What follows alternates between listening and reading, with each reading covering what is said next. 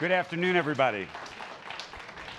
The man I'm sitting next to doesn't need an introduction. You know him so very, very well. And if you wanted to talk to one human being on this planet right now about where we really are in this economy, where we're going, what may happen in this election, and what the implications of those policies may very well be on our economy here and abroad, the one person I'd want to do that with is Larry Summers. Of course, the former Treasury Secretary under President Clinton, former Director of the National Economic Council under President Obama, former Chief Economist at the World Bank, former President of Harvard for 5 years, and also very recently, or I would say not so recently, but I would say a very active user of Twitter. So it's very nice to see you, Larry. And there's about 100 things that I think we all want to get to, and we're going to try and make this as interactive as possible. But here's where I want to start. All of us tonight are going to be glued to this debate. And I want to play a little game with you that I'm hoping you're going to play along with. You have been critical, frankly, of both candidates and their policies over the last couple of years.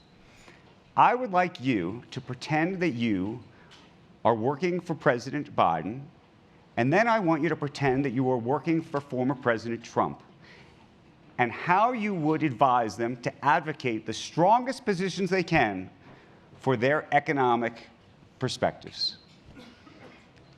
I don't know if you can bring yourself to do that. So look, I'm not a phrase maker in a debate sense. I think the argument that President Trump will try to make and should try to make is that prices have gone up pretty fast. People have suffered from inflation in a way that they haven't in 40 years, and that is somehow related to the package of economic policies that was pursued and didn't have to be the case.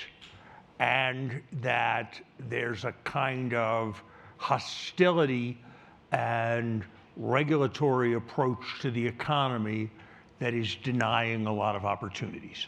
That's the argument that I think he has to make. And it's not that, to my mind, there have been some real excesses on the regulatory and antitrust enforcement side. And I think the initial macroeconomic judgment to have stimulus that was as large as it was did contribute to inflation. So I think those are arguments that are there to make.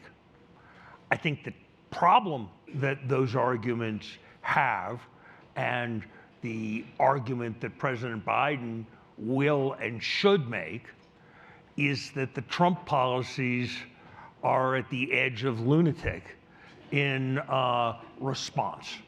That if you were trying to contrive maximum concerns about inflation, what country would you emulate? Argentina. What leader would you emulate? Juan Perón. And what are the Trump policies? The Trump policies are weaken the currency, disrespect and overwhelm the independence of the central bank, grow the deficits through tax cuts, don't rely on the rule of law and process, but instead rely on deals and pressure on individual companies, and massive protectionism through tariffs and quotas that jack up the price of imported goods and jack up the price of everything that competes with imported goods. That is the classic Latin American populist economic strategy. Sometimes it works for 6 months or a year, but ultimately it leads to, as I said some time ago on your competitor, the mother of all stagflations. And that's what will happen. And so I think that will be what the Biden argument will be. And I think the other part of the Biden argument will be that there's a lot less child poverty than there was, that the country is rebuilding its infrastructure, that we need to be making some kind of transition towards the green, and that is underway in to a major extent, and that kind of and that a very fundamental thing that people should care about is, are there more vacancies or more unemployed people? And that his period has coincided with more vacancies than unemployed people. So I think those are the two arguments. I don't think they're in anything like balance, but I do think that there are certainly arguments to be made on both sides. Let me ask you a question, though, about the tariff piece of it, because I think that is what many economists are, when it comes to the Trump proposal, say that is what's going to lead to the inflation piece more than anything else. You saw those Nobel Prize winners, led by Joe Stiglitz and others, come out and say that. I think you've said that in this mother of stagflation idea. The question I'd ask you, as people are trying to measure the Biden plan versus the Trump plan, is whether you think ultimately he would actually implement those tariffs, or whether those tariffs or the prospect of those tariffs are part of a political bargain, a negotiating effort that he would implement to try to get some kind of better deal out of China later. And that we are sort of, I mean, this is some of the argument that you'll hear from Republicans, that we're sort of not fully understanding, or we're taking at face value the idea that he's going to throw tariffs on China and that's going to blow things up. First of all, because it supports your question, you've ruled out talking about the conscious effort to trash the dollar. You've ruled out talking about trashing the independence of the central bank, and you've ruled out I'm getting to all of those being things. Completely fiscally irresponsible. So when you talk about supply shocks in the context of massive, goofy demand shocks, it's a different thing, point one. Point two, I was not aware that, except for because of some idea of Trump's, that we were talking about and felt a need to have leverage to have a trade war with Europe or Canada or Mexico or Japan or Malaysia. Right. And he's proposing tariffs on the whole world. Third, there's actually a surprising amount of evidence, and political scientists study this stuff, that presidential candidates tend to do what they said they were going to do during their campaigns, particularly when it can be done with executive authorities. So I'm not going to take precisely literally the 100% tariffs. I'm certainly not going to take precisely literally the idea that he's going to abolish the income tax and replace it all with tariffs. But do I think we will have substantially more price increasing tariffs in a Trump administration? Absolutely. And, you know, the Peterson Institute, they're not really very partisan, and their estimate was that the Trump tariffs we had, which are trivial compared to what he's talking about, would add 2% to the price level. So if we're not talking about 100% tariffs, if we added 6% to the price level and it happened over 3 years, that would be back to 5% inflation.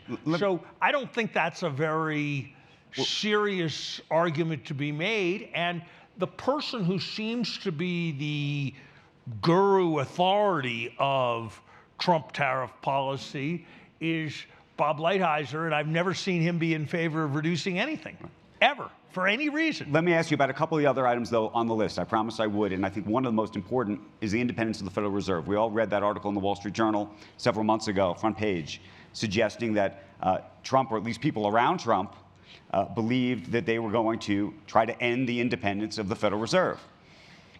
I'm curious what you thought when you read that, but also as somebody who has worked in government for a very long time, to the extent you can take us behind the scenes, there's always been a question mark, I think, in the public mind's eye about how independent the Fed really is and what kind of influence, implicit or explicit, the president really tries to put on the head of the Fed. And I asked that, I remember talking to Paul Volcker before he passed away, and he said that he got a call and he was told to make his way over to the White House, and he got a talking to. And that was done in private. Trump has done a lot of this in public. Speak to it. Well, the only thing I can speak to with confidence is the 8 years of the Clinton administration and the first 2 years of the Obama administration, when I was in the room every time. and I can speak with quite a bit of confidence about the last 6 years of the Obama administration, even though I wasn't in the room.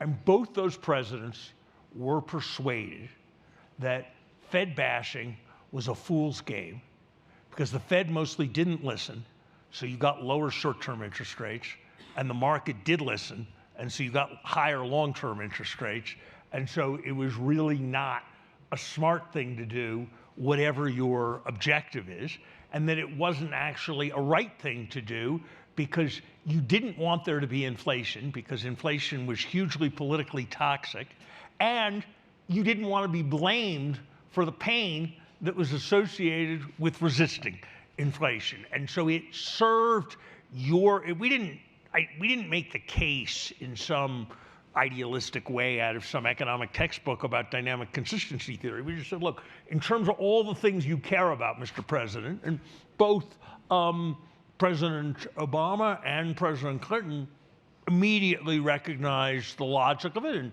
I've talked about these things with Joe Biden, and he understands the logic of it as well. So I think this will be, you know, the kind of experiment that Mitterrand tried many years ago in France, the kind of experiment that was tried briefly in Germany. And the thing about credibility, is that it takes we all know this from our own lives and whatever we do in business and whoever we interact with. It takes a long time to build credibility and virtually no time to destroy it. And if you destroy it, you can get it back, but it's really costly and you really have to sacrifice a lot to get it back. So I think it's a big mistake. And look, we saw it. I mean, you know, why did the 70s happen? The single most important reason it happened was Richard Nixon bashing on Arthur Burns. And that was the last major instance of successful White House pressure. And it didn't really work out very well for anybody who was involved. So I have a different question for you. You just mentioned that you talked to President Biden, and then you were talking about credibility. I'm curious about your relationship, actually, with President Biden today, having been a very vocal critic early on, and I will quote, when the Biden administration passed the $1.9 trillion COVID stimulus package, you said this is the least responsible macroeconomic policy we've had in the last 40 years. And so take us inside your conversations with this White House. So first of all, I mean, that was a strong statement, and I think it was probably, unfortunately, I think it was probably right. It was a reflection, however, of the fact that if you think about it, macroeconomic policy was really pretty responsible. If you think about the various mistakes the country made, they weren't macroeconomically irresponsible, so there hadn't been that much irresponsible macro policy. Look, I have had the posture vis-a-vis the Biden administration that I'm gonna be an independent actor in the public domain and share my views, that anytime they think it's helpful, I am happy to give them advice privately, and it will stay private what advice I gave them or what they said to me. And I've had dialogue with the president and with people in the administration, much more obviously with people in the administration on a range of topics, and I haven't agreed with everything they've done, but I think they've done a lot of really important positive things for which they deserve a great deal of credit. There are a lot of CEOs that call you for advice, seeking counsel about what's about to happen, and I'm curious what you think of the CEO and business community today in terms of how quiet and how silent they have been about this particular election, and whether you think that they have been bullied into silence, whether they're worried about being on the wrong side of which president may ultimately win. You know, most CEOs claim to hate the idea of uncertainty, right? They hate uncertainty. And you would imagine this election is going to create the mother of all uncertainty. Look, the New York Times published an op-ed last weekend that says that not a single Fortune 100 CEO has contributed as much as $1 to the Republican presidential candidate. If that is true, it is a stunning statement. Now, I would hope that some enterprising journalist would go back and see just how many CEO contributions there were to Mitt Romney and Bob Dole and George W. Bush, so they know just how strong that contrast is. But that non-action is a stunning thing. I mean, we'll get to it later, I suspect. Right. People bash Harvard by pointing out that no Harvard faculty member, roughly speaking, has ever contributed to the Republican Party. And they kind of have a point, but it's kind of a much more extraordinary thing. Top 100 CEOs. So I think that speaks volumes, and it deserves to be magnified. Look, I think it's a hard problem if you run a business organization facing the possibility of the election of a highly vengeful guy as president of the United States. You know, how do you think about the fact that your voice is going to be maybe a little bit influential in the debate, but if you're one of the more aggressive voices, your company's going to be singled out for punishment, and your first obligation is to your shareholders. So I don't know that I approve. I don't know that it's what I would do if I were a CEO, but it's not like it's that hard for me to understand why people are relatively quiet with respect to their public utterance. Are you surprised by the likes of, and we're going to be having, I'm going to be talking to Peter Thiel here later. Now he supported the former president last time. We'll talk to him about that. But are you surprised by the vocalness, and you're on Twitter, of an Elon Musk or now a Bill Ackman, a longtime Democrat, who seems to have switched gears, or Steve Schwartz? I mean, there does seem to be this, and those are the only ones that are vocal. I think there are not many. They're not, yeah, and there's Chamath and there's David Sachs. There's a number, but it's not like you could name 10. You could name 7, but it's not like you, who live in this world completely, can name 10. So, look, there's always, look, nature abhors a vacuum, and so do narcissists. And so there's a space to be filled where you can get a huge amount of attention commenting. So does it surprise me that some people who've made a lot of money in the world decide to fill that space? No, it would kind of more surprise me if nobody decided to do that. And when you've got a guy who really doesn't believe in the rule of law and process, but kind of believes in rewarding his friends and punishing his enemies, there's the fact that some people are going to work hard to decide to become his friends. That doesn't surprise me that much. That doesn't surprise me that much either. I think what's kind of more revealing is that there's never been any president who was so spectacularly unsuccessful in commanding the continuing loyalty of those he appointed to high office. Yeah. Think about, for example, the vice president he appointed. Think about, for example, the Secretary of State who he appointed. Think about, for example, the Secretary of Defense who he appointed. Think about, for example, the first Chief of Staff who he appointed. So I think what's remarkable is so I actually read the evidence fairly differently. Those with the capacity for independence, who had the most opportunity to get to know him by working for him, have almost all moved to firmly repudiate him. And that seems to me to be the more telling data than the fact that you can find a few tweeters who say good things about him. Let me pivot and talk more broadly about the economy and where we are today. Put your professor hat on. I'd love you to grade, and I don't know if you want to give Biden the credit, Jay Powell the credit. Where are we right now, and what trajectory are we on, and do you think that does change or could change as a function of who's in the White House? Look, I think a person, in a fundamental sense, a person is healthy if they don't yet know what they're going to die of. And by that standard, this economic expansion, I think, is healthy. It is not because we don't know how it's going to end. It is not immortal. It will not die. But the thing that's going to cause it to end is not yet obvious or apparent to us. My best guess is that there's a bit too much optimism about the pace of disinflation.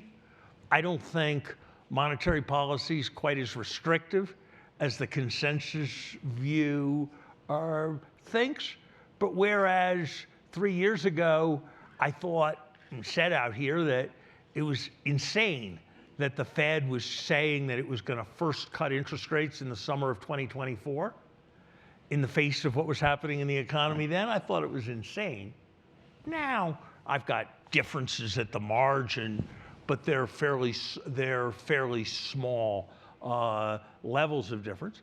I do think that the combination of inflation pressuring things and populist things that are likely to follow from President Trump are likely to do substantial damage to the economy over a 4-year period, though the Latin American experience suggests that they may work out and feel good for 6 to 9 months, sort of like a sugar high. You've talked, though, for a long time about the prospect that to really get inflation down, you would have to raise unemployment in this country would have to increase quite meaningfully. Do you still believe that? I don't think we're likely to get inflation durably down to 2% without some meaningful increase in unemployment. But I think that there has been more success so far in maintaining credibility than would have been my guess. And we've had a range of favorable supply shocks. I wouldn't have expected the price of oil to be as low as what was going on, given the magnitude of conflict in the Middle East. I wouldn't have expected labor supply to increase quite as much from immigration as it has over the last couple of years.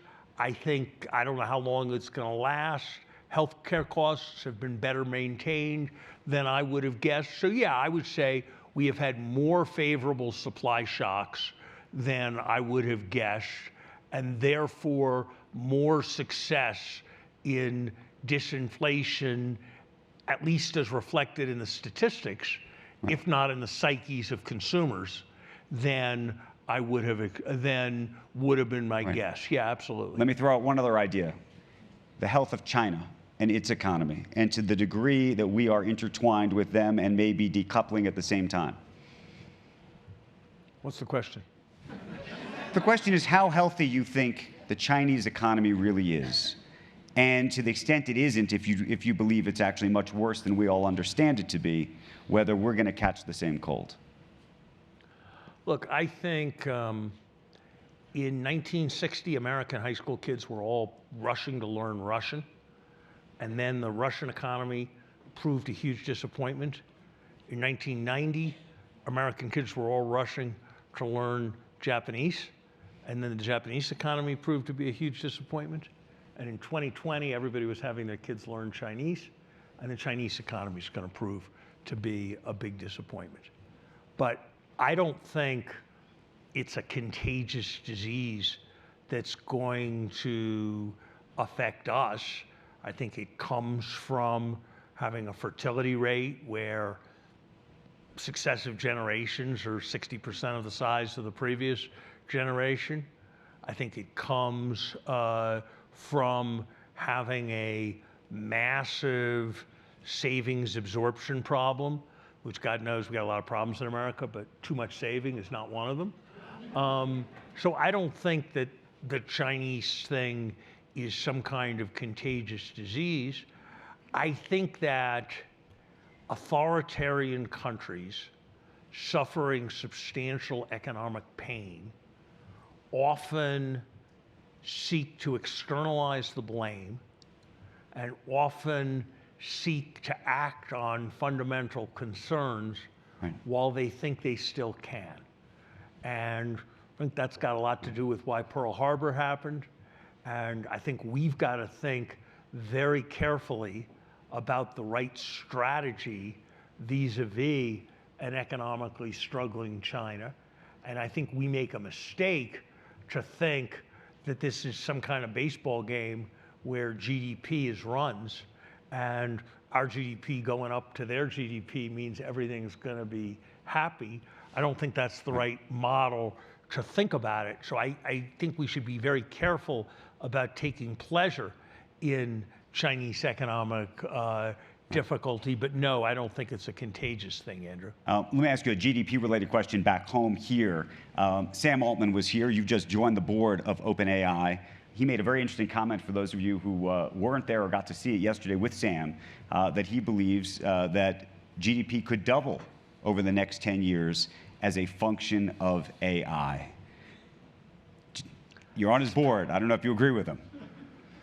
That's probably in the category of comments that I would take very seriously, but not completely literally. You're an independent board member. Okay. Yeah, I mean, look, let's step back. Here's a 60-second version of the economic history of mankind. There was no economic growth from the beginning of time till 3000 BC. There was 3 or 4 basis points of economic growth per year, so 3% a century, from 3000 BC to 1500 AD. There was 25 basis points a year of economic growth from 1500 BC till 1800 and something. And since then, there's been 180 or 200 basis points of GDP. So there have been 4 step changes. AI is really special. The wheel was a big deal. But when you had a great wheel, you had a great wheel. It didn't make more great wheels. When you had electricity, it was great. But electricity didn't automatically make more electricity. Whereas artificial intelligence has the capacity to make more better artificial intelligence. So is there the possibility of a step change in the way that the beginning of agriculture, rather than settling, was scavenging, was a step change, in the way that the Renaissance and the scientific method were a step change, in the way that the Industrial Revolution? Is that a very real possibility? And is that a seismic event in economic history that when people write the history of this time will dwarf anything about China and Taiwan or Gaza or Russia and Ukraine? Yeah, I think that's a real and serious possibility. Do I think it's all going to happen so fast and so well measured that in a literal way GDP will double over the next 10 years? I'd bet against that, but I don't think that's the really fundamental issue. Look, what I think we all need to prepare ourselves for, and what I think is the real tragedy is less the crazy things that are going to get said in the debate tonight, but the things that are hardly at all going to get talked about. I would take this big picture view on it all. My grandmother was born in 1900 and she died in 1974. She saw indoor plumbing, electricity, more or less the end of childhood death, the car rather than horseback, jet planes, telephone, then radio, then television. That's what she saw in 70-year lifetime. I'm going to turn 70 this year. My life's seen plenty of change, but how's it really different than when I was born? Yeah, we have a cell phone. Yeah, the planes fly a little faster. Yeah, there's the internet. But compared to what my grandmother saw, very small, much less change. And by the way, my grandmother also saw 2 world wars, a Great Depression, and Americans en masse getting bomb shelters to protect against nuclear war. And what set all that off was not unrelated to all that technical change happening. So what's the I had a granddaughter who was born 2 weeks ago. I spent some time talking to the fancy demographers at Harvard. They think she's got a better than even chance of living to 100, given medical progress. I think electricity is going to be at the edge of free 20 years from now. And this artificial intelligence, we already talked about, and then we could talk about human augmentation and a lot of other things. So I think my granddaughter's life span is going to be much more like my grandmother's than like yours or mine. And the question's going to be, how much are we going to be getting the benefits, and how much are we going to be containing and controlling the costs? And that's going to be judged by history. You look at a lot of what's going on in the political process, and are we going to think all that through? Well, it's not entirely obvious that we are, but I think we're headed for a period of really profound technological change and progress. But is the change and progress going to be good or bad? Are we all going to have jobs? And even taking the jobs away, I mean, then there's the question of how the economy is going to work, the dignity of work, the idea of having a mission and a passion and doing something. Was the change during my grandmother's life positive or negative? It was positive, really was. In the fullness of it all, I don't see how you can escape the conclusion that it was positive. But were World War I and World War II and Stalinism and Maoism kind of epic catastrophes in human history? Yeah, they sure were. So I don't think I can reduce this to, is it going to be good? Is it going to be bad? I think that this idea that there won't be anything for people to do, I think it was wrong when the New York Times observed the assembly line and wrote about it in 1928. It was wrong when Presidents Kennedy and Johnson set up a commission on cybernetics to deal with automation and the end of jobs. And so I think it's probably going to be wrong. I think that idea is probably going to be wrong. Let me ask it in a different way then. Wrong now. Let me ask you in a different way. We talked about how we told our kids to learn Russian in the 80s, Japanese in the 90s, Chinese probably in the aughts, and then engineering, if nothing else. Now that you're on the board of OpenAI, we asked this question to Mustafa Suleyman, who runs AI for Microsoft. What would you be telling your grandchild to go study?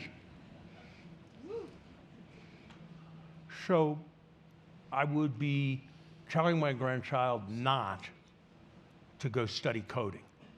I mean, we used to say, it was only 15 years ago that everybody was supposed to learn how to code. When I got my driver's license, my father told me I had to learn to fix a car. I had to learn to change a tire and jump the car and change the battery and whatever the hell, because you never knew you might have an accident and you'd have to fix your car, because what were you going to do? Well, I certainly never told my kids that, and I certainly can't do any of those things because the world kind of figured out how to do it. So you didn't have to learn to do that yourself anymore, just like you don't have to learn to use a slide rule anymore. You don't have to learn to calculate a square root on a piece of paper. Coding's going to be like that. I mean, super high-level genius new artificial system's going to be not going to be like that, but coding the data system to keep track of when reservations are going in and out of this hotel, that's going to be a task that a machine's going to do and the person's not going to have to understand. So studying coding, bad idea. Studying how to work in a group on an act of creation and defining purpose, I think that's going to be hugely important. I think the one sentence line would be AI is going to come for IQ before it comes for EQ. And that's going to require big changes in what we think of as education. I mean, think about what a great, most of you have probably seen the TV show House.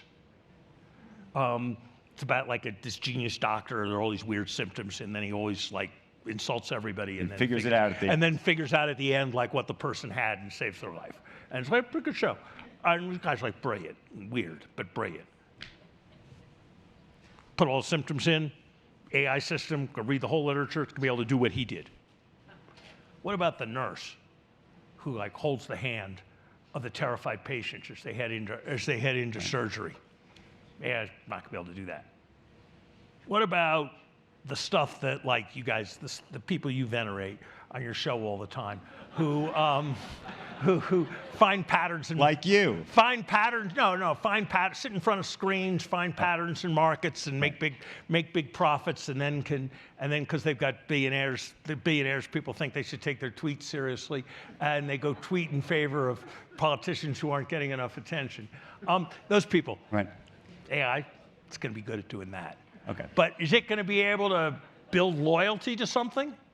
Much harder.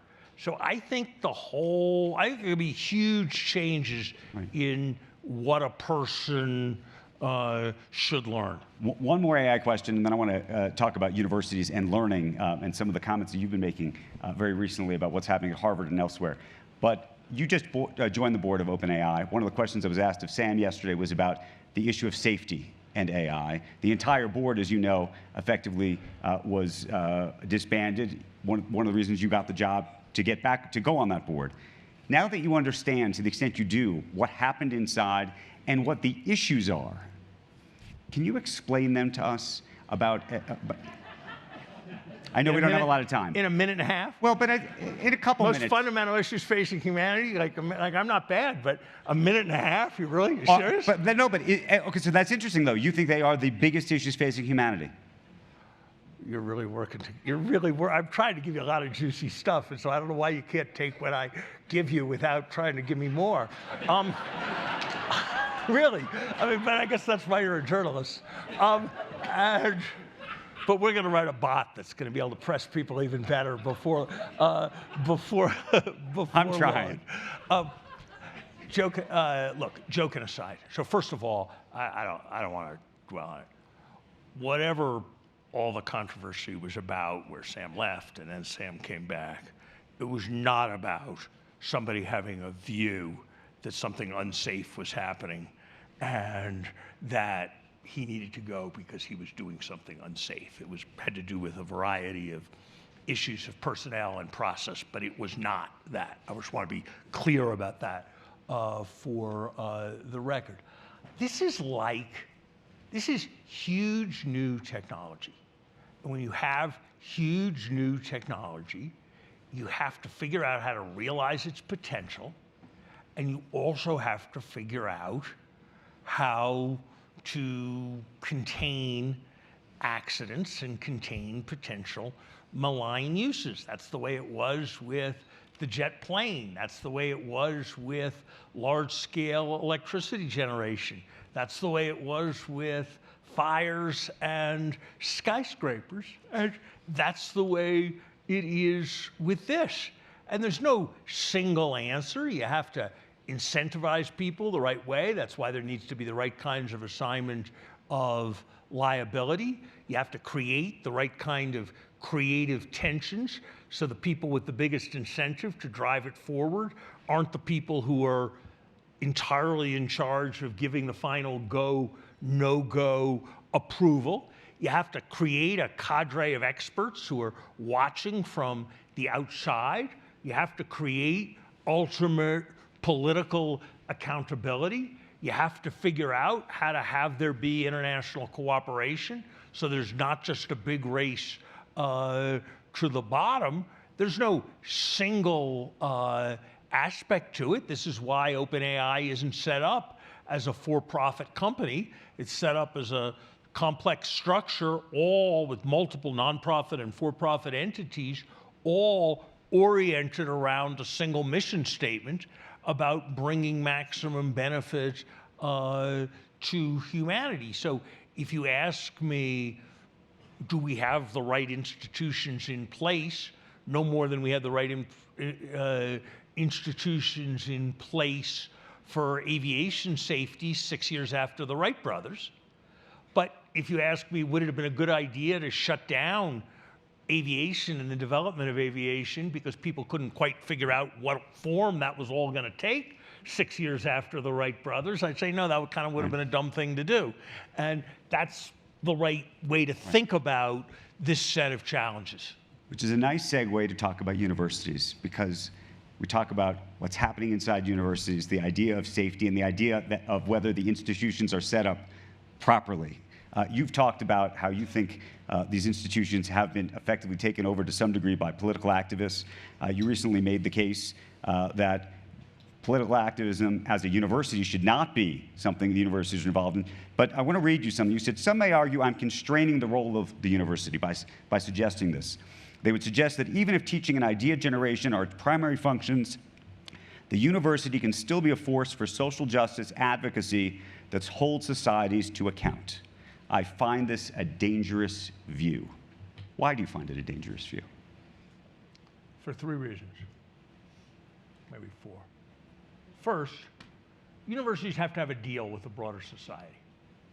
If universities' position is that we're just going to think our thoughts, you got to let us think any crazy controversial thought because you never know what's going to turn out to be true and important, and you got to leave us alone, then we got to leave you alone. We don't get to say, Harvard thinks you need to have this policy, Harvard thinks you need to have that policy, Harvard won't let you do this. Or you can say, we're going to pressure you, but if we're going to pressure the broader society, we kind of got to figure that they're going to pressure us. So I just think it's an unreasonable self-concept that only a professor could have, to think that we were allowed to pressure them and they weren't allowed to pressure us. Second, I think it's the right thing for all of us, and it gets more true every year, that strategy should be about building on what you're good at rather than kind of replicating what you're not so good at. There are a lot of people who can take any known position on the Middle East peace process or any known position on what legislation Congress should pass tomorrow about Medicaid.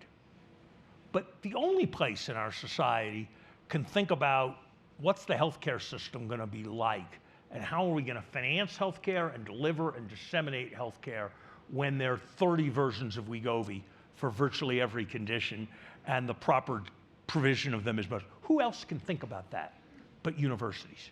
Who else can think about what democracy is going to kind of be all about when the patterns and networks of communication are profoundly different than what they are right now? We should do, it is enough to provide the intellectual frameworks for all the people who are going to lead society, and to be a major source of ideas and concepts going forward on everything from gender roles to radioactivity. We should do that and not try to argue about this is more socially just than the other thing. And the third thing is that being brilliant is different from being wise.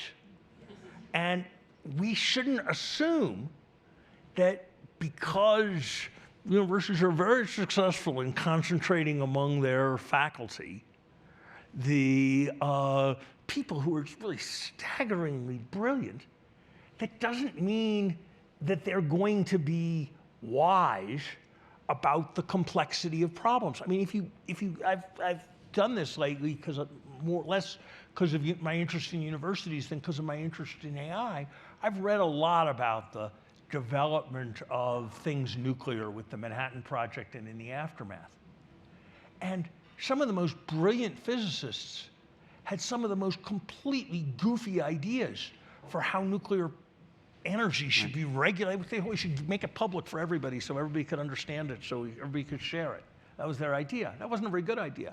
So I think this idea that universities should try to become platonic sources of leading pressure is kind of crazy. And then I look at the dialogues that take place on many of these campuses. I see things like the virulent anti-Semitism professed by people who are really eminent scholars. And I don't agree with the Bill Ackman world that tends to think that because they've said some offensively anti-Semitic things, they shouldn't get to be great scholars. But I sure think the university should make clear that it as an institution doesn't approve of what they're saying. But how do you think that happens? Certainly doesn't, and it certainly isn't going to allow them to speak for it. And I think there's been an abdication of responsibility pretty universally when do you think on that the part of university trustees to meet this responsibility. And I think ultimately they are the ultimate fiduciaries of these institutions, and I think for the most part they have failed. One of America's great universities just appointed a new president who, in an opening statement, said something about how we should all be the change we want to see to bring about a better world.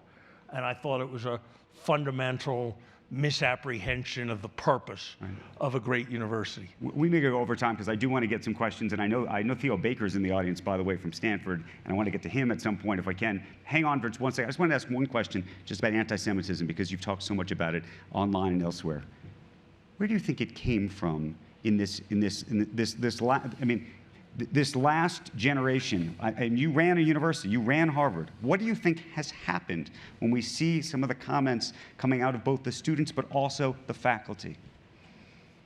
Look, there's, maybe that's the right question, but maybe a different question would be, there's been 3,000 years of history of anti-Semitism, and anti-Semitism is an important part of the history of great universities in the United States, great universities in England, with particular virulence, great universities in Germany in the 1920s.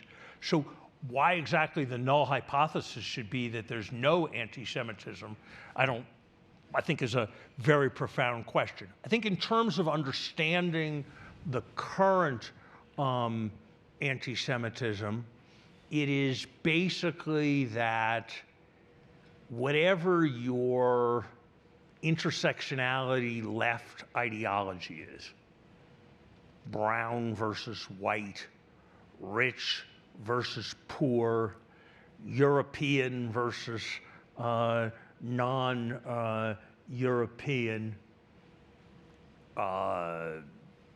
whatever it is, Israel has become the focus of it. And those ideologies have come to have immense attractiveness on the left and on college campuses. Look, these things are incredibly complicated, and I find it enough to struggle with economics and AI, and I'm no expert on the Middle East, but I think I know enough to say this. If you really and honestly think that human rights for Palestinians and opportunities for Palestinians are the central challenge of our time, so that they should be the defining thing of what's happening at universities, shouldn't you either, A, devote at least 5% of your rhetoric to remarking on the fact that a range of Arab countries have not exactly been friendly to Palestinian interests over the last 50 years, or B, that Palestinians are not the only oppressed people, the only subjugated people, the only people subject to violence or human rights abuse. And if you are a person who discourses at great length on that topic and never mentions, never, either the injustices that are happening to other peoples or the sins of others besides the Israelis with respect to the Palestinians, I have to say that your motives are deeply, deeply suspect. And that is a comment on many, many people on our college campuses, including some who lead them. Okay, I promised we'd get to questions. We are literally over time. Let's get a microphone to Theo Baker, because I promised that I would. Theo Baker, by the way, he can identify himself, has been writing. He's a student at Stanford who has done some remarkable work writing about what's been going on at Stanford. His writing ultimately led to the ousting. Well, he can tell the story of the head of the school, but I know you have a question for Larry Summers. Well, thank you both. So let me see if I understand. In an act of friendship after recruiting me, the Aspen Institute has given the microphone to the only student journalist who ever unseated a university president to ask the first question of a former university president. We're trying to create an interesting dialogue. I am deeply and profoundly grateful for the opportunity that I'm being provided. Sure, Theo. Well, thank you for what you've said already and for your response to this question. Secretary Summers, obviously you've been very vocal about what's happening at Harvard. The reports on anti-Semitism and Islamophobia just came out. I know you were very critical of the chair of the Anti-Semitism Committee for being anti-Israel. I wonder if you have a reaction to that. And I know there was an op-ed penned recently by a major dean saying that anyone who criticizes the university should be subject or can be subject to punishment.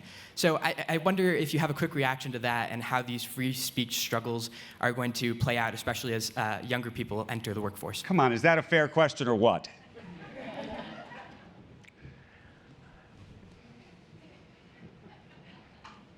I'm trying to decide whether to take the bait. Here's my problem, and I'm thinking about how to respond. I got really strong, vivid answers to those questions. I promise I do.